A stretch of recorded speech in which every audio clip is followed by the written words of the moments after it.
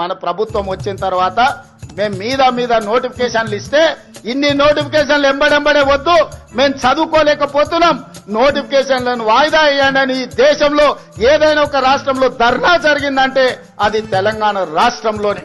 నోటిఫికేషన్లను వాయిదా వేయండి. ఈ దేశంలో ఏదైనా ఒక రాష్ట్రంలో ధర్నా జరిగిందంటే అది తెలంగాణ రాష్ట్రంలోనే.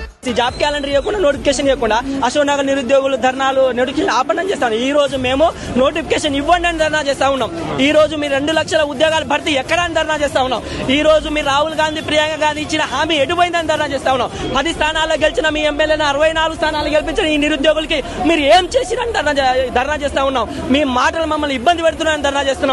ఎక్కడైనా ప్రతి సభలకు వెళ్తుండో సభలకు పోతే విద్యార్థులు జాబులు వద్దని ధర్నాలు చేస్తుంటారని చెప్తారు తప్ప అరే విద్యార్థులు మీకు జాబులు ఎక్కువైతున్నాయని చెప్పి ధర్నాలు చేస్తున్నారని చెప్తుండ్రు. ప్రతి సభలో చెప్తుండు.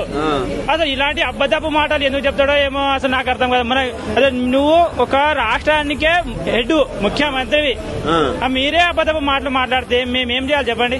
మిస్టర్ ముఖ్యమంత్రి, మీరు revise calendar job calendar immediate గా ఇవ్వాలి.